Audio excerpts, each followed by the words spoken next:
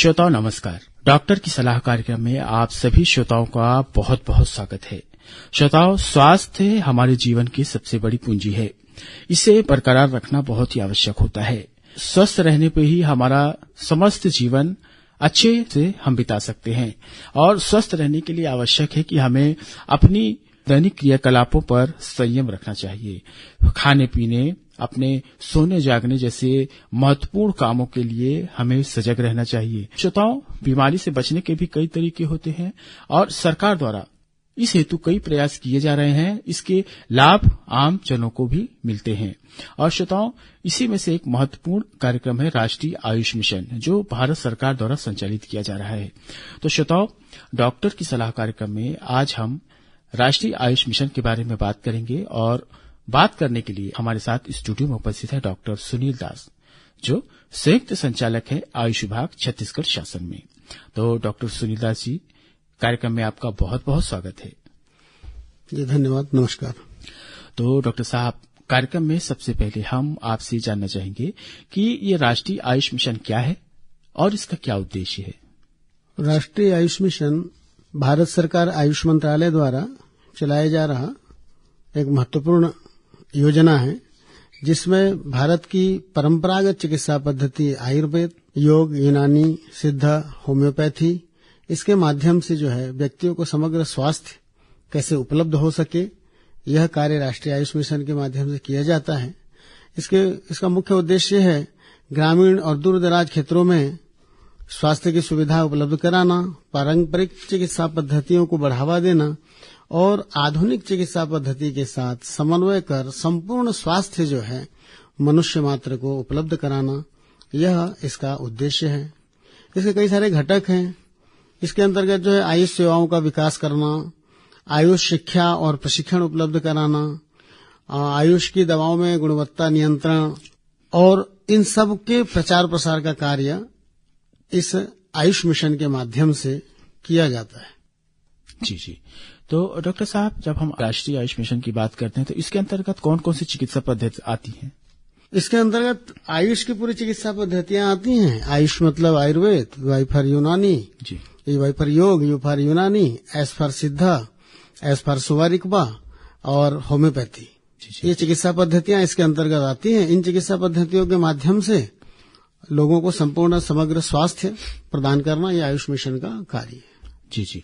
तो डॉक्टर साहब, छत्तीसगढ़ में इस मिशन से स्वास्थ्य और चिकित्सा क्षेत्र में क्या लाभ लोगों को मिल पा रहा है? इसके माध्यम से लोगों को बहुत सारे लाभ प्राप्त हो रहे हैं। जैसे आयुष मिशन के द्वारा कुछ पब्लिक हेल्थ प्रोग्राम्स प्रारंभ किए गए हैं, लोक स्वास्थ्य कार्यक्रम, जिसमें एक महत्वपूर्ण कार्यक्रम है सुप्रजा। जी, सुप्रजा जैसे सर्वविदित है कि जब बच्चा माता के गर्भ में आता है तब से ही उसके संस्कार प्रारंभ होते हैं और हमारे महर्षियों के द्वारा यह निर्देश दिया गया है। आधुनिक विज्ञान ने भी इस बात को सिद्ध किया हुआ है कि माता के गर्भ में जब कोई भ्रूण पल रहा है उसको अच्छे वातावरण देना, अच्छे संस्कार देना और अच्छी शिक्षा देना, इसके माध्यम से जो है वह जब गर्भ परिपक्व होता है तो गर्भ में जो पल रहा होता है शिशु, उसका भी उसी प्रकार से विकास गर्भ से ही प्रारंभ होता है। ये एक सुप्रजा का कार्यक्रम। जी। आगे ऑस्टियोआर्थराइटिस मस्कुलोस्केलेटल डिजीज, ऐसा एक प्रोग्राम है जी, जिसके अंतर्गत जो है ऐसे मैं कहूंगा कि पूरी आबादी में ऐसे कोई व्यक्ति नहीं होंगे 70-80 से 90% जिनको कभी न कभी कहीं न कहीं कोई दर्द न हुआ हो, कोई पीड़ा न हुई हो जी। और खास करके हमारे भारतीय परंपरा में तो ये माना जाता है कि 60 के बाद शरीर में वात का जो है प्रकोप होना शुरू होता है। वात हो गया, वात रोग हो गया है, सामान्य बोलचाल की भाषा में हम सब जानते सुनते हैं। जी जी। तो उसके रोकथाम के लिए, चिकित्सा के लिए यह कार्यक्रम चलाया जा रहा है। एक आयुर्विद्या का कार्यक्रम है। उस आयुर्विद्या के कार्यक्रम में 4 स्तर उसका बनाया गया है। प्राथमिक स्तर, माध्यमिक स्तर, उच्च माध्यमिक स्तर, उच्चतर माध्यमिक स्तर। तो उस अलग अलग स्तर के लिए अलग अलग विषय वस्तु तैयार किए गए हैं और जो विद्यार्थी हैं उनके मन में प्रकृति के प्रति लगाव, अपनी पारंपरिक चिकित्सा पद्धति से उनका परिचय, ताकि आगे चल करके वो बच्चे जो है अपने आगामी जीवन के लक्ष्य के रूप में आयुर्वेद को स्वीकारें, आयुर्वेद के पाठ्यक्रम को वह जो है सहज रूप से अपनाएं और समाज में आकर के समाज को समग्र स्वास्थ्य देने के लिए कार्य करें, ऐसा एक आयुर्विद्या का यह कार्यक्रम संचालित होता है। जी जी। NPCD-CS है जो जीवन पद्धति जन्य रोगों की रोकथाम और उसकी चिकित्सा, जी, यह भी आयुर्वेद के माध्यम से बहुत अच्छे से किया जा सकता है, क्योंकि आज के इस भागदौड़ के जीवन में व्यक्ति शुद्ध आहार से वंचित होता जा रहा है। जी। भौतिकता जैसे जैसे बढ़ती जा रही है, उत्पादकता बढ़ाने के पीछे जो है कृषक खेतों में अनावश्यक रासायनिक खाद, कीटनाशक, इन सब औषधि का छिड़काव कर जब फसल का उत्पादन किया जा रहा है, तो उस फसल में भी वो कीटनाशक और उस प्रकार की वो जो सारी चीजें उस फसल में भी आ रही हैं, तो व्यक्ति जो है वह स्वाभाविक रूप से कई ऐसे असाध्य रोगों की ओर अग्रसर हो रहा है। उसका रोकथाम का उपाय भी जो है यह NPCD-CS कार्यक्रम के माध्यम से करने का ये आयुष मिशन के द्वारा ये प्रारंभ किया गया है। जी जी। तो डॉक्टर साहब, ये NPCD-CS कार्यक्रम का जो पूर्ण रूप क्या है? National programme for prevention of cancer, diabetes and stroke. N for national, P for programme, and C for cancer, D for diabetes, S for stroke, NPCD-CS। तो डॉक्टर साहब, हम देखें कि हमारी अनियमित दिनचर्या और जो आजकल मिलावटी खान पान है, इसका काफी असर पड़ता है स्वास्थ्य पर, और इस तरह की बीमारी जो NPCD-CS में आपने बताया, इससे वो व्यक्ति ग्रसित हो जाते हैं। तो इसके लिए जो कार्यक्रम चलाए जा रहे हैं, तो इसके अंतर्गत इन बीमारियों के लिए क्या कार्य किए जाते हैं? एक तो इन बीमारियों के लिए शास्त्र में जैसे निर्देश दिया गया है, महर्षि चरक कहते हैं कि तत्र मात्रासी, व्यक्ति को मात्रा पूर्वक भोजन करना चाहिए। क्यों? क्योंकि आहार अपि पुनरग्निवलापेक्षिणी, अर्थात आपको जैसा भूख हो उसके अनुसार भोजन करना चाहिए। ऋतुचर्या के बारे में बताते हैं। अभी ग्रीष्म का ऋतु है, स्वाभाविक रूप से बाहर की गर्मी जो है बहुत तेज, बाहर का तापमान बहुत तेज बढ़ा हुआ है, तो आपके अंदर का तापमान स्वयं जो है शांत है। तो आप अगर अभी के समय में गरिष्ठ भोजन लेंगे, गुरु आहार लेंगे, तो निश्चित ही जो है आपका आहार पचेगा नहीं, क्योंकि आपकी अग्नि उतनी प्रबल नहीं है, और आपका आहार नहीं पचेगा तो आपका आहार जो है फिर आम दोष में परिवर्तित हो जाएगा, और आम दोष जो होता है वह सभी रोगों का उत्पत्ति का कारण, ऐसा हमारे आयुर्वेद के मनुष्यों ने और हमारे भारतीय परंपरा में भी, लोक जीवन में भी यह बात जो है स्वीकार्य है, सर्वमान्य है कि इस भोजन जब नहीं पचता है तो विभिन्न प्रकार की बीमारियां होती हैं। तो ये आम जनों में ये है।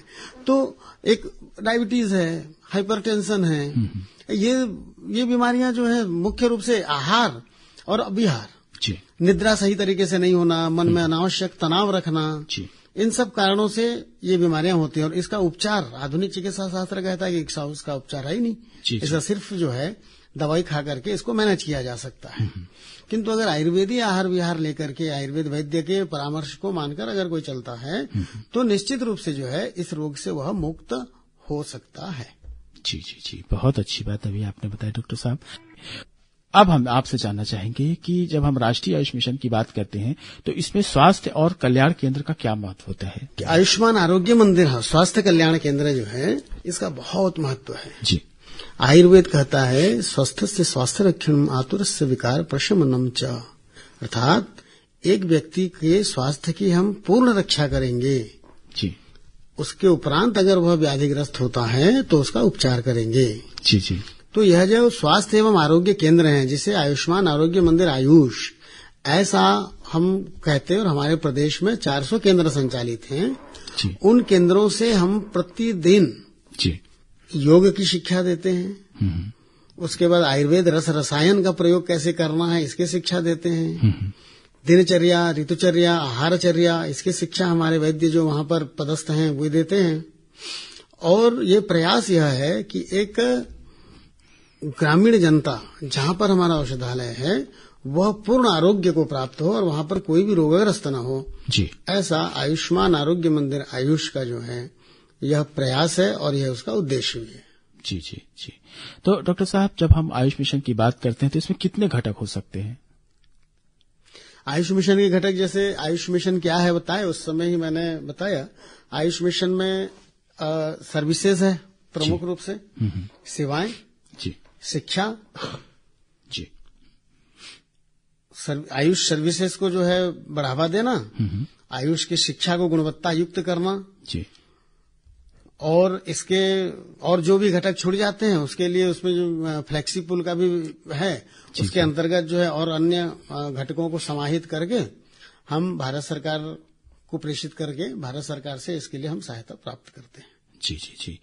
तो डॉक्टर साहब, जब हम राष्ट्रीय आयुष मिशन की बात करते हैं तो इसमें आयुर्वेद एक बहुत महत्वपूर्ण इसका अंग है। राष्ट्रीय आयुष मिशन के अंतर्गत आयुर्वेद का क्या महत्व है, और जब हम देखते हैं बच्चों के संदर्भ में तो इसमें कुछ स्वर्ण प्राशन जैसी जो है महत्वपूर्ण कार्यक्रम चलाए जाते हैं, तो इसके बारे में आप क्या बताना चाहेंगे? स्वर्ण प्राशन ऐसा है, स्वर्ण को जो है मेधा, बुद्धि और रोग प्रतिरोधक क्षमता बढ़ाने वाला, ऐसा हमारे शास्त्रों में कहा गया है।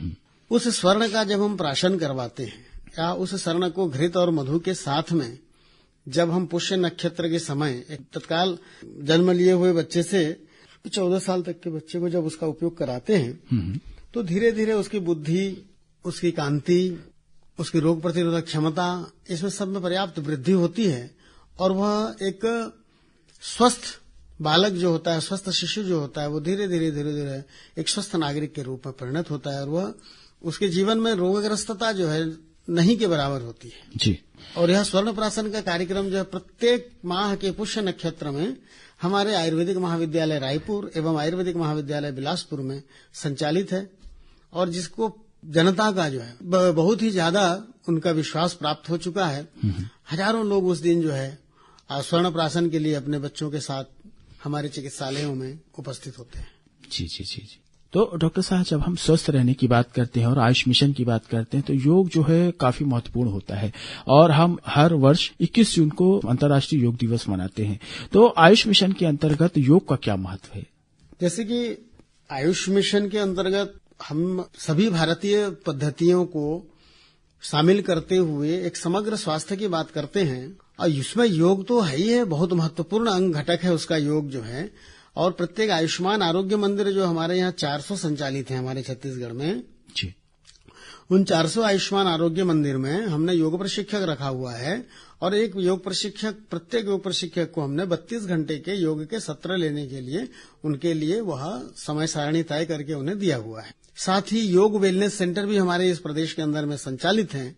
उस योग वेलनेस सेंटर के माध्यम से प्रत्येक दिन योग का अभ्यास तो करना ही है, साथ ही योग के षटक्रिया को भी लोगों के बीच में हम एक लाभकारी और लोकप्रिय बनाने के लिए कार्य कर रहे हैं, जिससे सामान्य सी समस्या बड़ी विकराल रूप न ले और जो समस्या प्रारंभ हुई है तत्काल हमारे आयुर्वेद और योग के माध्यम से उसका समाधान हो सके।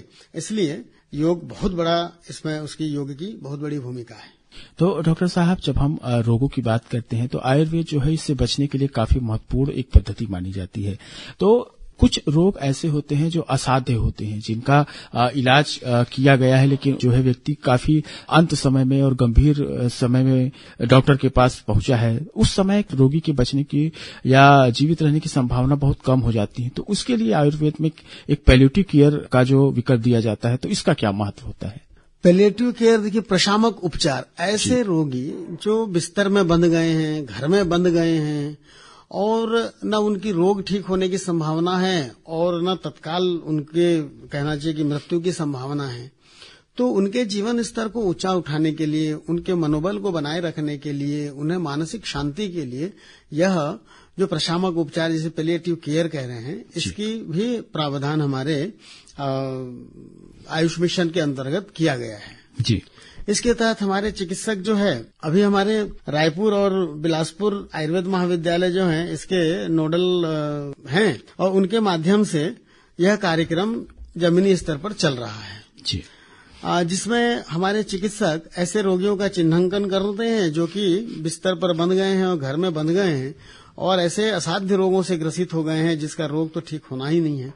तो ऐसी स्थिति में हमारे चिकित्सक उनके घर जाकर के उस रोगी के साथ, परिवार के लोगों के साथ संवाद करते हैं, उनके साथ समन्वय करते हैं और परिवार वालों को भी जो है उस रोगी के प्रति उनके मन में सदैव एक ऐसा प्रेम का भाव बना रहे और रोगी को भी यह आश्वस्त करते हैं कि भाई आपका रोग जो है वह ठीक होगा नहीं होगा ये नहीं कह सकते, किंतु आप हमारे लिए महत्वपूर्ण हैं क्योंकि आप कभी न कभी हमारे मार्गदर्शक रहे हैं। ऐसा उनके साथ संवाद करके रोगी को और परिवार को आश्वस्त करते हैं और उनको एक दूसरे के प्रति, जैसे रोगी के प्रति परिवार के सदस्य यदि नहीं करेंगे तो वो रोगी और परेशानी आएगा उसको।